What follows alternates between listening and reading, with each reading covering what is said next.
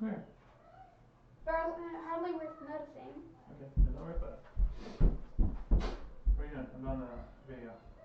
You need something? No? Okay, see you later. Put shoes on if you're going outside. I'm not. Okay. Thank you for getting outside. Still a book out there.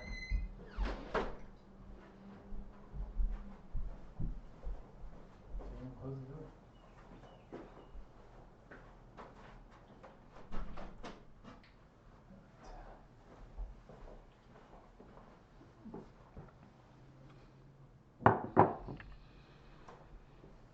All right. Well.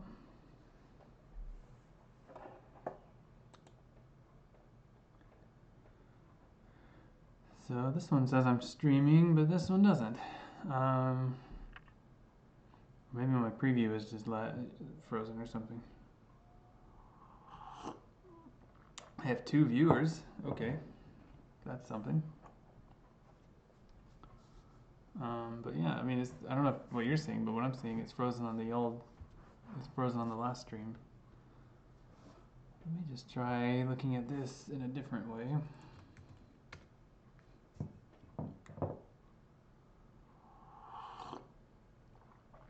Okay, there it is. Yeah, that's working. It's just my stream manager thingy is frozen, I think. But I think it's actually broadcasting. I'm going to go ahead and assume that it is, or that at least it's recording. But just 2 viewers still. Maybe I'll give people a few more minutes or a minute or 2 to get on. I don't want to spend a ton of time waiting because I don't know how many people will show up. You know, I'm doing these videos because I hope they're helpful, but if people aren't finding them helpful, then, you know, I'll do something else. As always in this Discord, I asked for suggestions. I didn't really get any, so, you know, maybe that means you're fine and working on things on your own, or maybe it means you're not sure what to ask. If the latter, then let's talk about it. Let's you know, schedule a one-on-one conversation to figure out what you need and what you need most in order to be successful with your project. Because if what I'm doing isn't what you need, then, you know, there's no point in me continuing. But in any case, you know, I find it useful to have this schedule and to keep doing something at the 2 o'clock hour whenever we would normally have our class. So let me just see.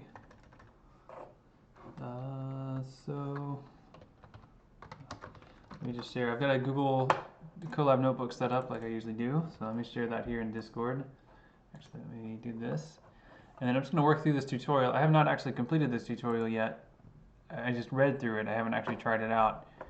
So part of what I'm doing today will be some trial and error as I try to figure out the best way to do it. And some of that's going to be, as usual, adapting it from a different type of environment into the type of environment we're working in. But that should be okay.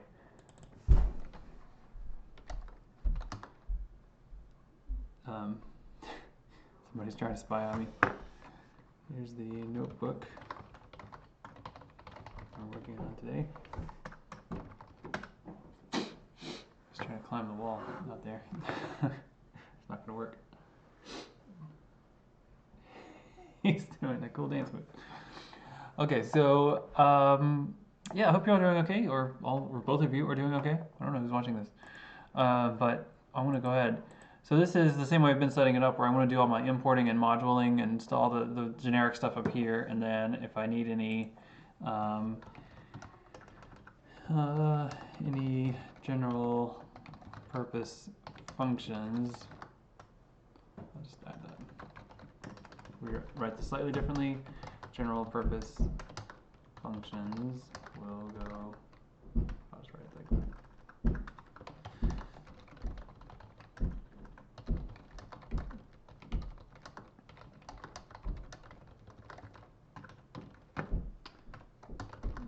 In the next cell. So that's how I did it before. I think it makes sense to keep doing it this way, although I did not actually see a lot of that in this particular tutorial. It seemed more focused on doing things kind of chunk by chunk.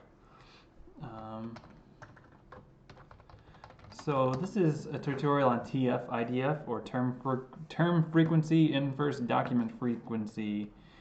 So it's a way to understand which of like within a corpus, understanding the key terms associated with documents within that corpus. So it's helpful to understand the different things that you have.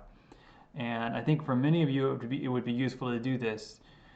You can do something like it in Voyant Tools without any programming, and so maybe that would work for a lot of you. But in this case, I think working through it, at least for me, it's going to help me understand this a little bit better so I can explain it if you need it. And also, you know, it introduces several skills and importing kind of things that we haven't done a lot of yet. So this is a good way to get some more practice using things within Python. So follow along if you can. I'm just going to be adding to this one notebook here, but if you want, you might want to make a copy of this and work through it at your own pace. This document, by the way, this is programming historian document. It's a much more like wordy tutorial. Like it's written. This is a different writer. This is Matthew Lavin, and he's doing a lot to explain the background of what he's doing as he's doing it, which is great. It just means it takes us a while to get to the actual trying stuff step in it, the actual code part of it. He spends a lot of time explaining the algorithm, and that's useful, especially if you're reading it to kind of conceptually think through it. But it's a little bit of it's not like you can just sort of skim this and copy and paste. You actually have to spend a little time getting to know it. So that's what I did already today. Okay, so we're actually going to be able to import a few things that we've already done. This step right here is something that we have a different way of doing with glob. So I'm going to get my other notebook open that has that in it. I've also cleaned up my Chesterton corpus, so I've gotten rid of the header and license stuff that was messing me up a bit when I was running this tutorial on Monday. So this newly cleaned up Chesterton corpus hopefully is helpful. But this get paths function, this is something that replicates what is happening in this bit of code here, I think. I just want to make sure that it gives us the same kind of output. So this is, in this case, I'm getting a list of paths to the files. Let's see what they're getting. They're getting, I think they're getting the same kind of thing here, just using this other library called pathlib to get it. So let me just see if I can make sure this is.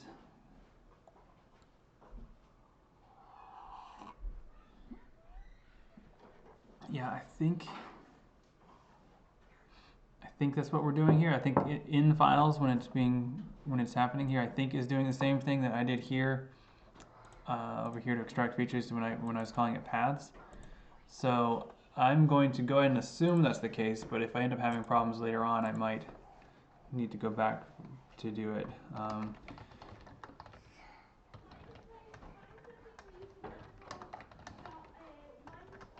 I'm going to try to use the same variable names as the tutorial so that I'm as consistent as possible, but I think what he produces there called in files, I think is what I was calling paths earlier whenever I ran this as get paths. So if I run this again, get paths, and then save it as in files, I should get the same thing as he has for in files.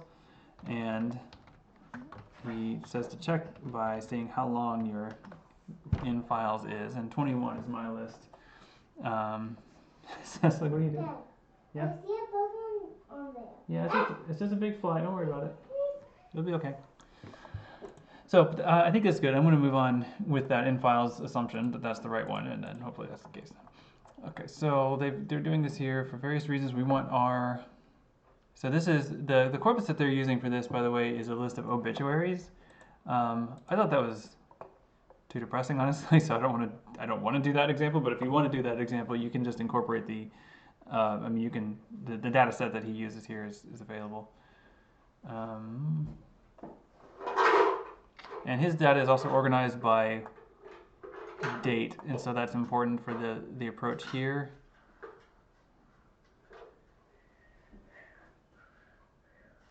Oh no, actually, you know what? All text files is the list of all the text file paths, not in files. In files was just a way that he was counting, so let me adjust this slightly. I don't want in files there, I want all text files.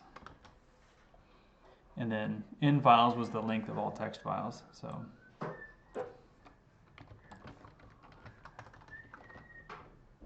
This is just going to be 21 again, hopefully, yep. Okay, so he's just saying to sort it, and sure, we can do that.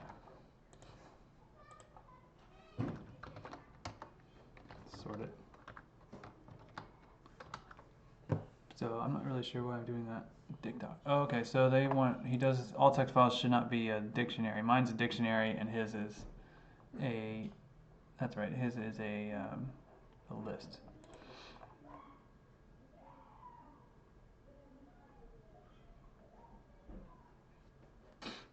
Okay, so let me go back up again. So they're saying, yeah, so just append them all there. Yeah, well, we can do our own version of this. I'm gonna make a different version of this function. I'll call it get paths, but I'll just call it get paths list because it's gonna return a list instead of a dictionary. So in this case, paths, let's call it turn that into a list by using the square brackets. And then the path list is just path list. So I don't need to do this part to assign it. Actually, yeah, I don't even need to do that. I just need to get the list, return path. And then get paths list. Okay, so far again, I'm just kind of getting squared up with the tutorial to make sure that I'm doing the same kind of thing. I think I am. I'm not sure if, in his case, if these are full paths or just the file name. I think they're the full path, but we'll see. Okay, so this is a bit where we're actually starting to do a little bit of processing. So this is going to take each of those files and it's going to read their contents and then it's going to save their contents into a big massive list. So it's a massive list called AllDocs. It's less massive in my case than it is in the tutorial's case, but here's what it does. So this is AllDocs on line 1 is creating a list, an empty list, and then all text files is the list we already have, and so for each item in that list, it's going to call that item text file as it goes through.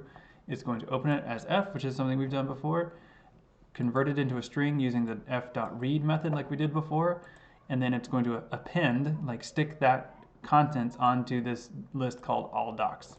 So if we run this code, it may take a minute, or not even a minute, it'll take a few seconds. It's reading all the documents now, all 21 of my documents, and saving their contents as strings into this big list called AllDocs.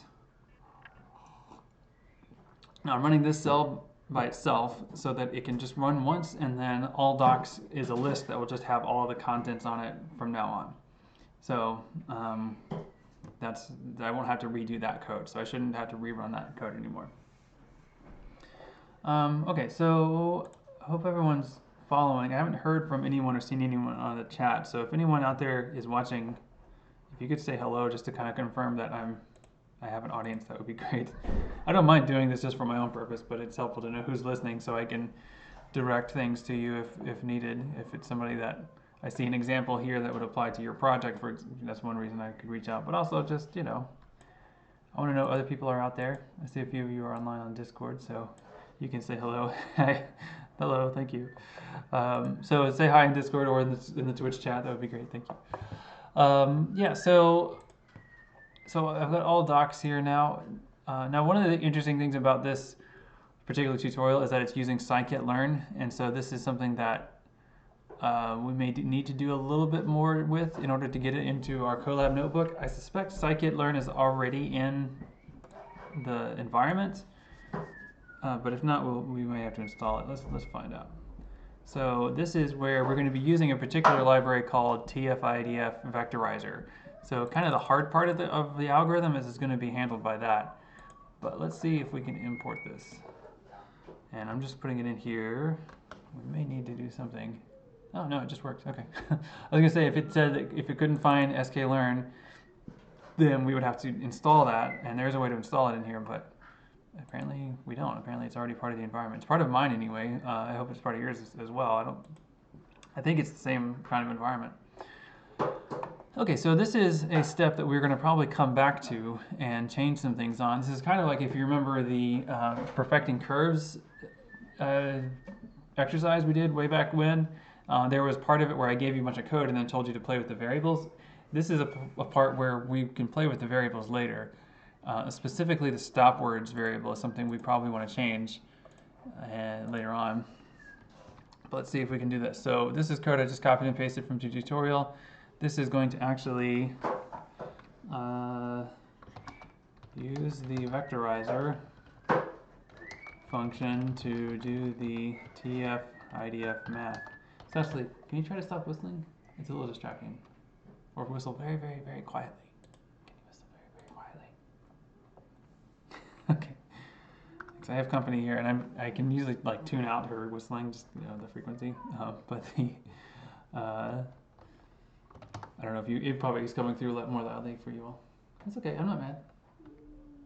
What are you working on? Okay. Are you making something specific or just playing?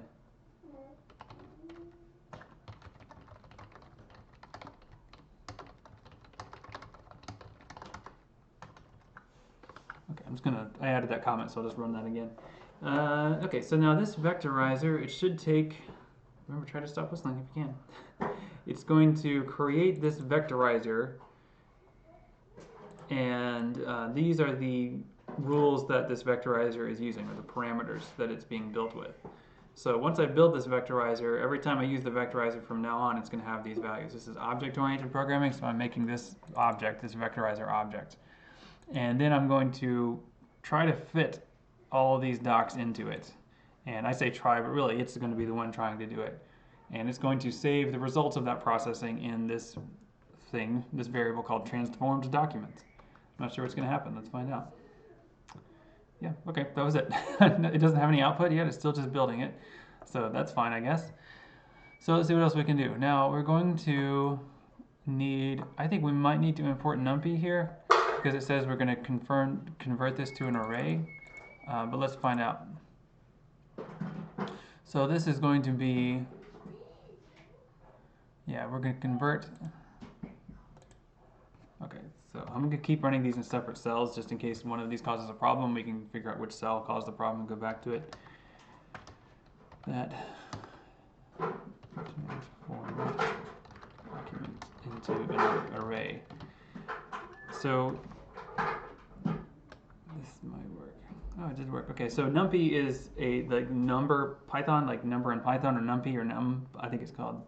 I would say numpy. Some people say numpy, but it's I thought we might have to import it, but it looks like it's already built in here because the toArray method I think comes from that. So I'm not totally clear on the difference between an array and a list in Python. The tutorial here just implies that there is an important difference. In other programming languages that I've learned, like PHP and Perl and JavaScript, array and list are just synonyms. And so a Python list is an array, and that's how I learned what it was. I kind of already knew what an array was, and so when I learned it in Python, I was like, oh, a list is an array. But I guess they are different, and I don't know why totally, and it may not matter, so we'll see. All right, so it says here to check that this transform documents as array. That's a new variable. That should be the same length as what we have before, which is 21 in my case. So that's still good. Now, I'll just say, by the way, like you have your own list, you have your own way of getting documents. So hopefully you were able to adapt these things there. Hello, shout out by too. 20, shout out by 20. I don't know who that face is, but thank you for joining us. So this is something that you can hopefully adapt to your specific situation and your specific file list, wherever that is. And this is also, if like you make a copy of this notebook when you're done, that's the part, like you could probably just swap out this part with your path names to make this work for you pretty much. Cecily. Yeah. Try to whistle quietly. Okay, so let's see where we are. So we've got the transform documents as array. It says here, I guess it is list-like, but not exactly a list. I'm not totally clear on the difference, but that's all right. All right. So let's import pandas. Pandas is useful for data manipulation. It's an acronym. I don't remember what it stands for. But when you do it like this, import pandas as PD, that just means that from now on, whenever I need to refer to pandas, I don't have to type pandas out. I can just type PD. That's all that's doing in that line. And so I'm moving that up here to my import cell just to keep things kind of neat and tidy. I'm not going to copy the whole cell here, so let's see. Let me just copy this, including the comments, because this is going to take some adjustment, I think, for our environment. So this is going to make the output folder if it doesn't already exist, make their parents exist equals okay, true, okay, right. So let's try this. Now this is using this path library, so we probably do need that path library that was useful earlier instead of that he used instead of glob. So let me go back up and get path. So this library I didn't think we needed, and we certainly didn't just to get a list of paths, but we are going to be doing some path manipulation here, so might as well go ahead and get it. Import pathlib as path. And now we're using it here, that's why I wanted to make sure to get that. So let's see what happens. Okay, that said, to make a folder called TF-IDF output, underscores there, and it should have done that, so let's see if it did. Oh yeah, it did. Okay, great. So this is in my local files inside of this notebook. This is a folder that's going to be temporary. It's going to be recycled whenever this notebook, recycles its data. I think that's fine. But if I wanted to save this somewhere else, I could give it a path inside of my Google Drive just to make this a bit more permanent. I might do that later, but for now, just to kind of follow the tutorial and move ahead, I'm going to leave it the way it is. So let's see, great. I'm just moving through this, by the way, at my own pace. So, I mean, the idea being that you could always watch this later and pause or whatever if you need to. But if you have questions as I do something, if you see me do something that doesn't make sense, then please ask so I can answer it on the stream if possible. Okay, so this line here only runs if it doesn't exist, so it's okay to rerun this particular code. I'm going to put this next line here in the same cell so that I can figure this out. Okay, so this is going to be making a list of file names. Cecily, try to stop whistling. It's going to make a list of output file names.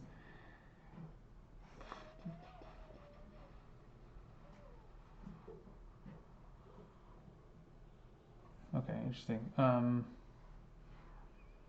It is assuming something specific about the way all text files is constructed. So I think I'm going to need to change this because I don't know if mine are constructed the same way. So if I look at what it's doing is it's looking for the file extension .txt and it's replacing it with .csv. It's going to be making CSV files. It's also replacing the text part of the path, and I don't think I have that on my path. Let me just see what all text files looks like for me and see if there's a reasonable thing to do. You know what I think would be good is instead of the txt, okay, this should be something we can try and then test. I'm thinking instead of replacing txt/, I'm thinking let's get this whole part here because that's the part that's the same on all of these, and that's the part that I want to be replaced by TF-IDF output. So let me just try that here. I think what's going to get weird is the space in there. I'm not sure if the replace thing here is going to use regular expressions to figure that out or what. So what we can do is check that by, since this created this list of file names, I can see what that list of file names looks like and see if it makes sense. Okay, I think that does make sense. And what that's going to do is it's going to put a file in TF-IDF output called chestertonallthings.csv, which is based on my content, my drive Chesterton, chestertonallthings.txt. That's the transformation. It hasn't made that file yet. It's just coming up with the file name so that when it does make the file, it goes somewhere that I can find it, which should be in this folder here. Okay, so that's something that you will probably have some differences in your version of it, but this is working for me. So I'm going to delete these cells because I don't think I need them. This seems to have worked.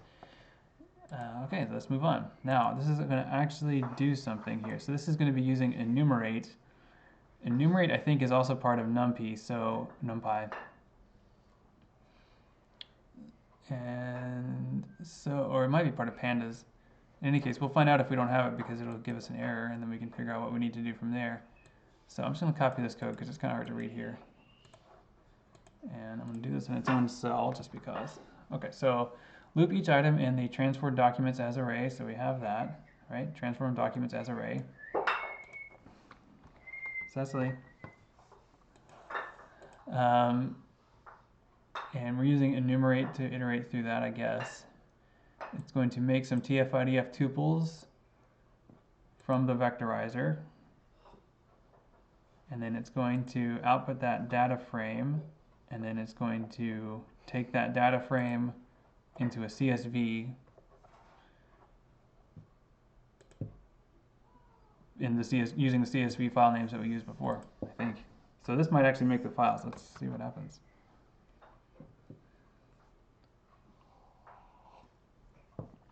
Okay. Did anything happen?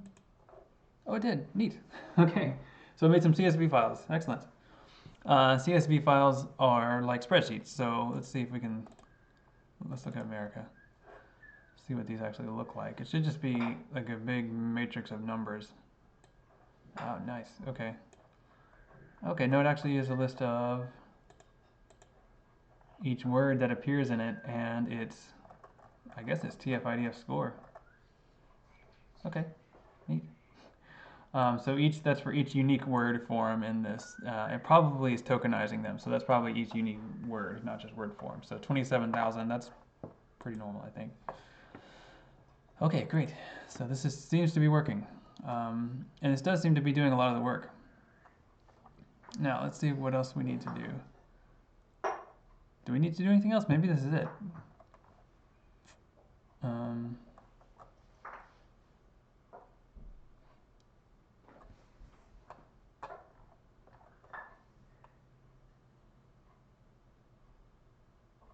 This last part here gets down into what you do with it. I think this is pretty good. All right, so let's try changing some factors. Now let's see what we can do with this. If I'm understanding correctly, then these top words here are going to be like these top 10 are the words that have a characteristic frequency in here. In other words, these are more likely to occur in here than in other works within this corpus. This is just checking within this particular corpus, not in English language in general. If I wanted to do that, I could compare this with the Brown corpus and then get a chi-squared score for each of these or something like that. But I think this is like that, except for just in the context of Chesterton's work. I think that this method could be useful to understand that's interesting, to understand genre, to automatically detect the different genres. This is interesting. Okay, so Chesterton diversity.csv, hardly any of these are actual words. So I'm wondering what all this 8VO, 6D, 6S, 7S, 5S, 2S, I'm wondering what this is. What this is saying because these have very high scores is that these are words that don't occur usually at all in the other works in this corpus. So that leads me to wonder what actually is going on with this file. I didn't really look at them at all when I downloaded them. So let's see, this was all things, right? Oh no, diversity. So let's see what's going on with diversity as a document. Like, why does it have all of these in it? I mean, I see this 8VO, 3S, 6D. What is this? I mean, they occur there once or twice. It's okay. Castle fell down. I don't see those words, I mean, those particular tokens in here a whole lot. What was it? 8VO seems very popular, I guess, or something.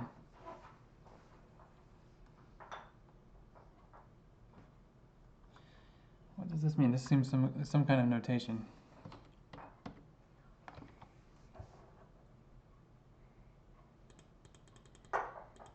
Oh yeah.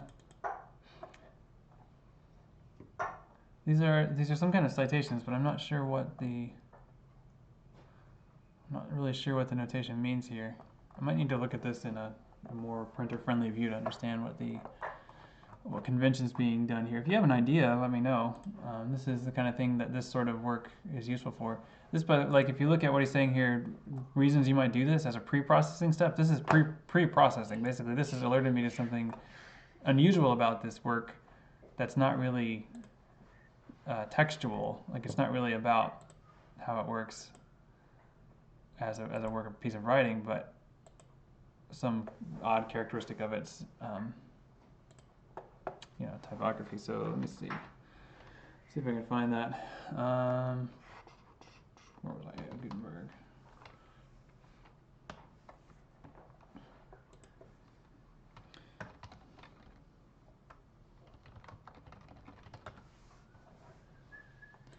So I know this is a book of essays, but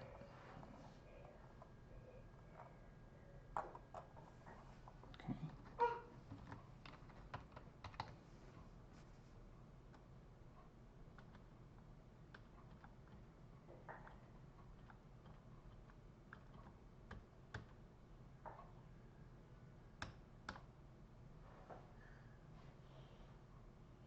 What is this thing like?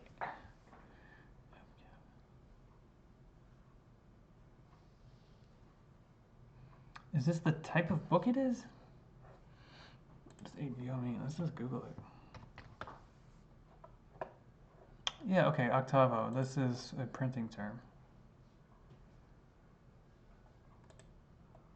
It has to do with how many pages a particular a sheet is folded into, and I was thinking about that because FCAP might be foolscap, which is a kind of paper. Okay, so these notations here, 8VO, 6S, these are part of these footnotes or citations to tell you what kind of books are being cited here. That's interesting.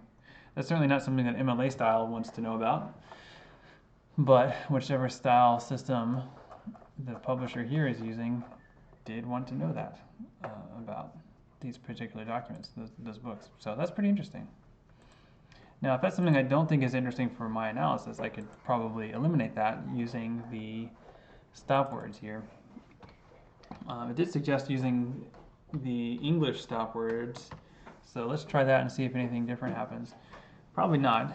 English stop words, the standard stop words list in English, I didn't see those words really dominating the results anyway, so I think that's probably not going to make a difference. But we'll take a look. So let's see, take a look at diversity again.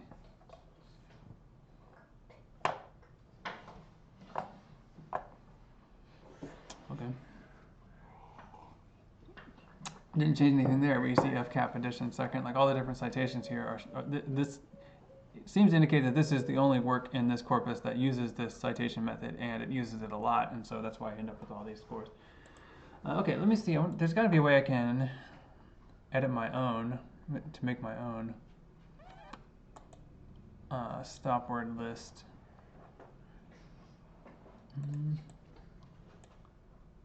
And I'm just using English as this pre-selected one.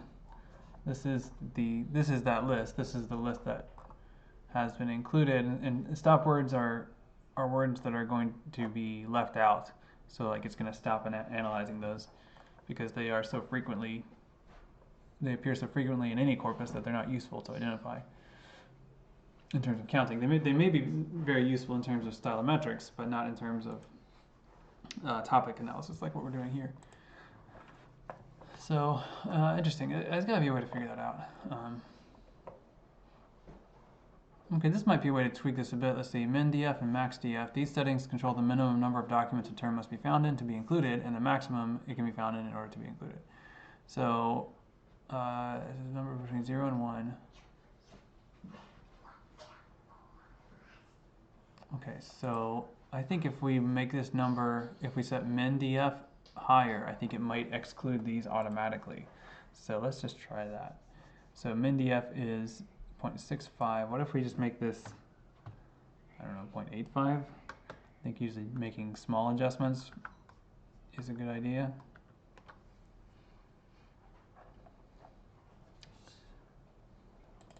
Let's see.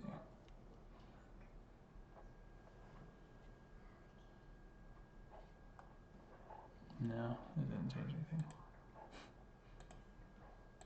Okay, let's make this higher. Oh no, that was max. I just changed max. So wait, min-df is already 1. This was 6.5 before. So what does min-df?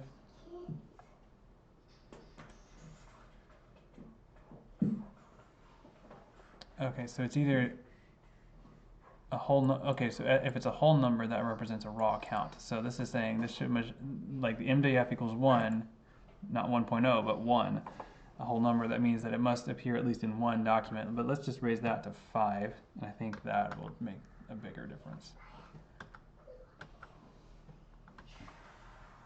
And I probably don't need to rerun all of these, except that I'm using the, I want to make sure that the vectorizer gets updated, and then everything that depends on the vectorizer changes. Let's see what we got here. Okay, there we go. That's much better. Pig and pigs in Austin show up a lot. That's funny. So this is actually a more meaningful list in that these are words that I know appear in at least 5 of the other documents, which, you know, if I'm looking for unique words, this isn't that, but it could be. It's relatively unique, I guess, which is an oxymoron. Okay, so this seems to be kind of working. Now let's see if we can actually put this back into, take the output of this with this particular setting and put that into my metadata spreadsheet where I was kind of saving things from before. So this is this spreadsheet. I'm going to, I don't know what she's doing over there. I'm going to add that to this list here, but I'm going to do this in a particular way. I'll need to rearrange the for loop here slightly, so instead of saving to a CSV, it's just going to give me the tuples. Let's see. So I'm going to leave this as it is, and I'm going to make my own version of it. All right, so I'm going to say print the top 10.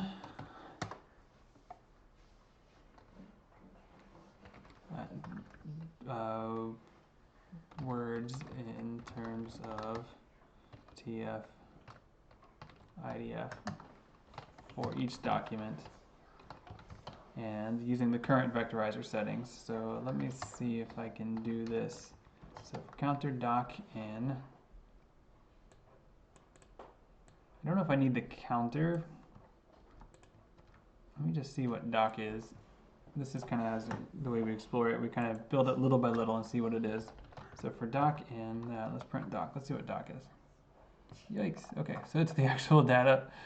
That's not exactly what I needed, but that's all right.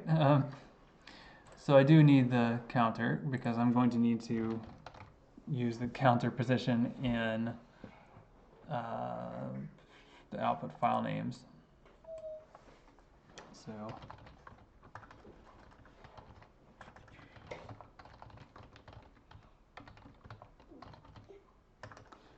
again, this is just to make sure that I know what the actual files are called. Okay, so that's fine. But I also don't necessarily need the CSVs anymore, so I don't need this output file names list. I need to work on probably just back to my, what was it called, all text files. And I hope this is going in the right order.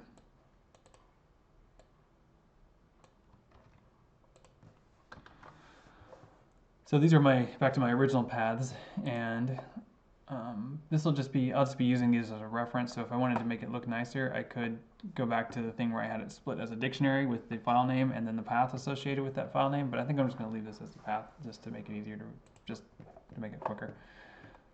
Okay, so let's see, TF-IDF tuples. Let's get this. I think this is probably about all I need to do. No, not the cell. Why can't I copy just that line? I'm doing Control-C on my keyboard here.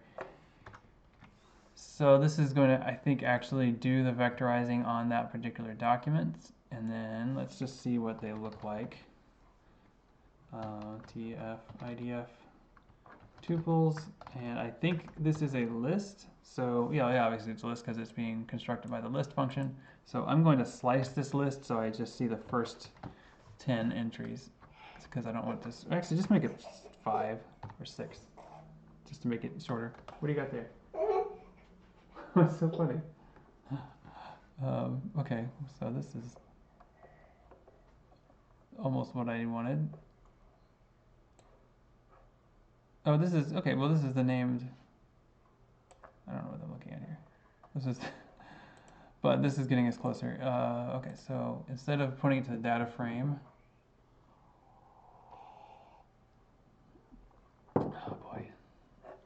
This is all working in, sending it straight into pandas.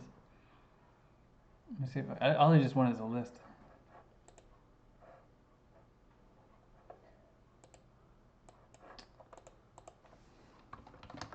What is that? What is runway ML? I don't know what that is. So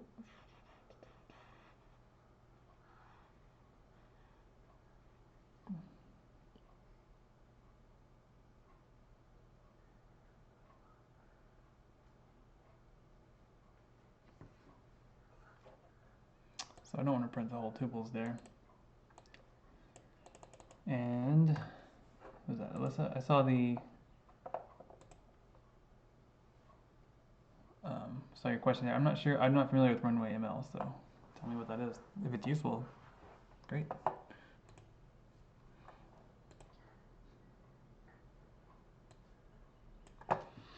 So this one doc as data frame seems to be important because it's actually doing the organizing, and it also does the sorting. So what is? I wonder if I can make a data frame into a list. I don't know. I don't know if I can or not. Let's just try it. Probably not. I'm just trying to make this similar to what we did before. Okay, that's interesting.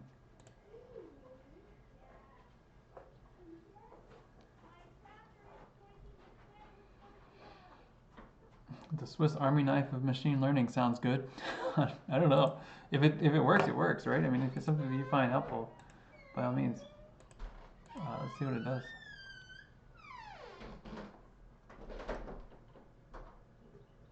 Oh, neat. Okay. Yeah, if it does text stuff, I mean, it looks the example there in that screenshot looks more like analyzing images, but that's also powerful. Yeah. You know, if it's helpful, then by all means. In fact, it looks like it has a Linux version, and I have this, so I can probably try it out on my own and maybe do a tutorial with it. Yeah, cool. I mean, great. if you can get it, if you can do what you want to do with that, or if you've even playing around with it. Let's see. Oh, there it is. I guess I am downloading it. What is it? No, I don't want to do that yet. I'll try that. I had to do some things to get that running. So I don't know. I'll try it out. It looks like it does the kind of thing we're doing, but maybe in a different kind of interface for it.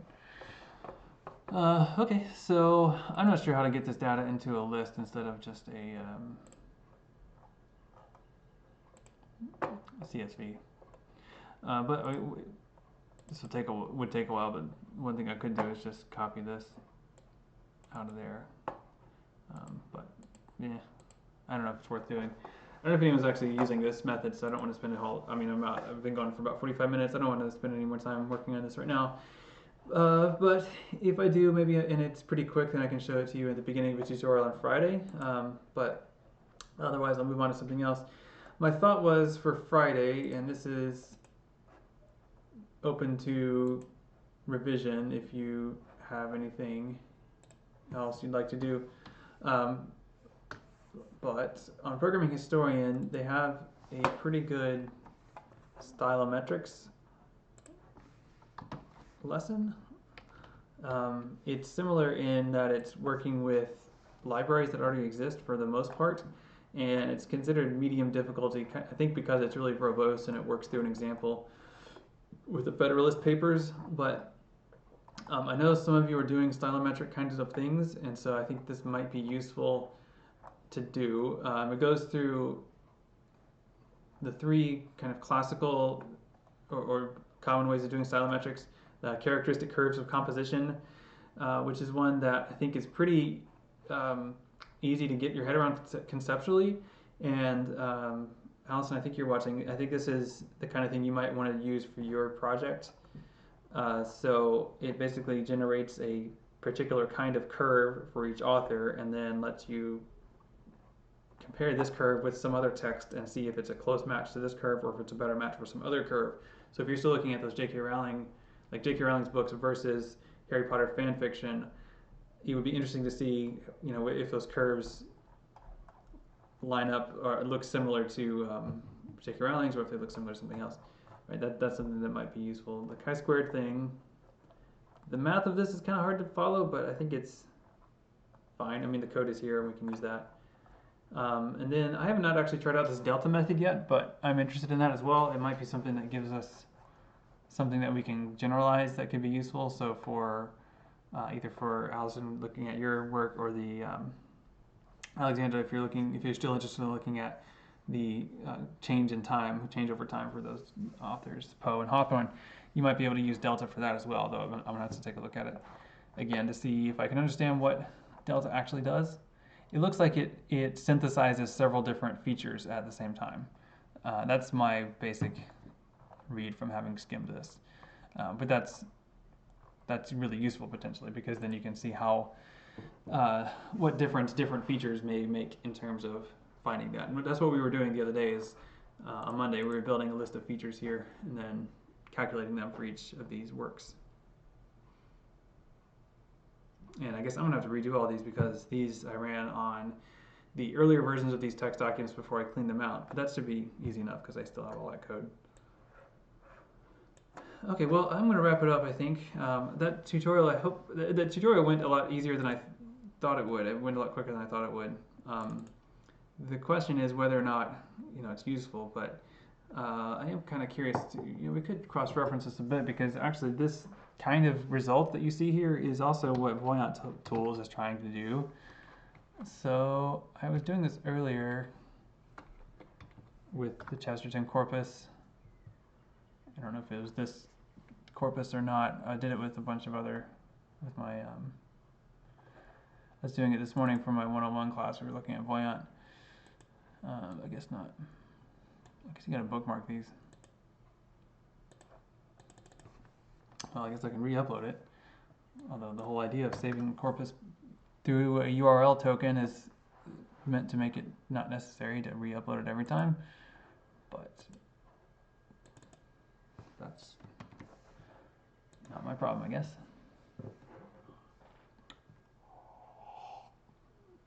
Now the max DF and min DF, those were the document frequency terms. Those were pretty different. So I mean, I changed those, so that change alone may do something unusual in terms of these distinctive words, as they call them here. And okay, actually, we do see the similar ones. So remember, 8VO FCAP at 60 edition, those are all showing up here for diversity. You can also see, this is pretty interesting, Gudge and Hudge. I looked it up because I was curious. Those are two characters that he invents in this essay. He says, let us imagine one person named Gudge and someone named Hudge, and then he goes through and talks about different decisions they make. Pretty funny.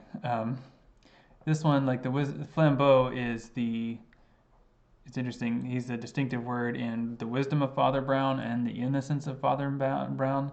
Flambeau is a character. He's like a recurring antagonist. He's like the Moriarty for these books. Father Brown is a detective, or he's a priest, but he solves mysteries. And he has a recurring antagonist named Flambeau. Hercule Flambeau, I think is his name. Anyway, it's pretty funny. It's a fun story. All right, well, looks like I lost my viewers, or several people have dropped out. But if you're still watching, thanks for watching, and yeah, I'll be back on Friday with another tutorial. Maybe this ML thing, this runway ML, looks pretty user-friendly, so I'll try it out and let you know how it goes. All right, everyone, have a good afternoon. I'll archive this video on YouTube in case if you want to review it later. So I will see you later. Bye.